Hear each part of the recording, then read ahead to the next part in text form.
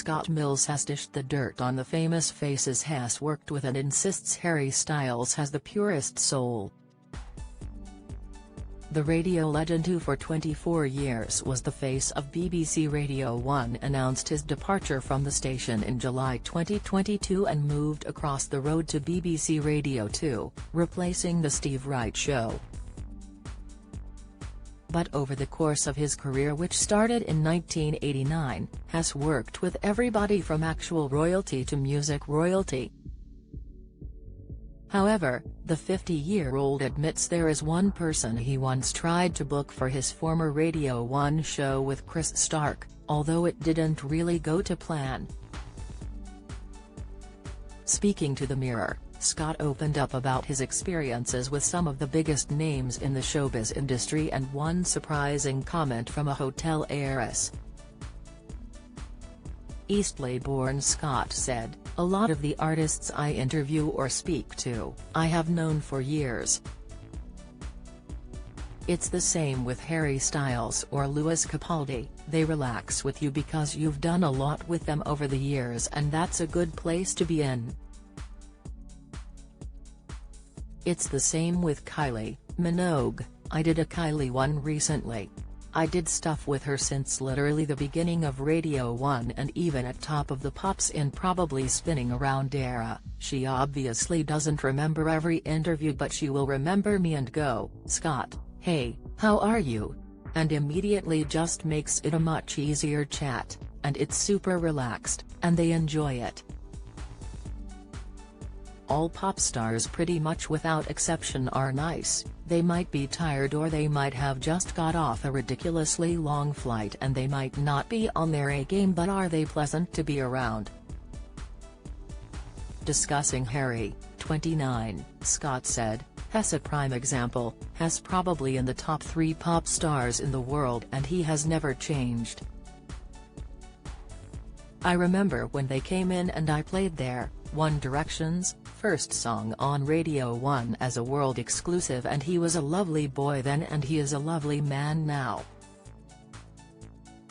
He is literally one of the kindest, purest souls you will ever meet. I used to do a lot of stuff with One Direction back in the day, and I did this mad thing where I had to fly to LA and do this thing called 1D Day. It was a lot. They were literally shoved into the studio with 10 minutes to go and they were like, 'Scott, help us, what we're doing?' But Harry would always check to be like, 'Are you okay? Do you need anything?' and has not lost that. He had a good upbringing, he has a lovely mother. He hasn't changed and I just think he's the best." But with any major job in showbiz comes some of the best parties, with Scott remembering one night which almost saw him ruin the season 2 finale of the US hit show, Glee.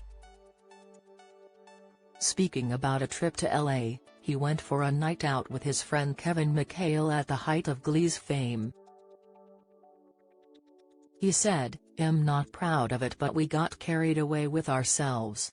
We went out to this random club. We went back to his house and it was me and a couple of the other people from Glee and my friend Dino, and they did show songs on the piano all night. It was great."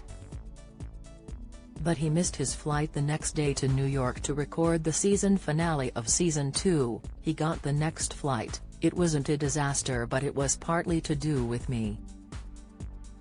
However, this isn't always the case, as Scott revealed that American heiress Paris Hilton once refused to go out clubbing, simply because it was raining. While filming her reality show, Paris Hilton's BFF in London, Paris refused a night out because of the English weather.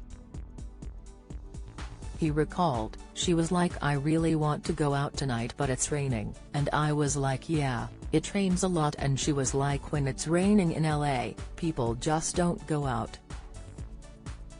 Scott might be the biggest name in radio, but while he and pal Chris Stark were presenting on Radio 1, there was one person they tried to book for their show, as well as the hit game, Innuendo Bingo, but things didn't work out.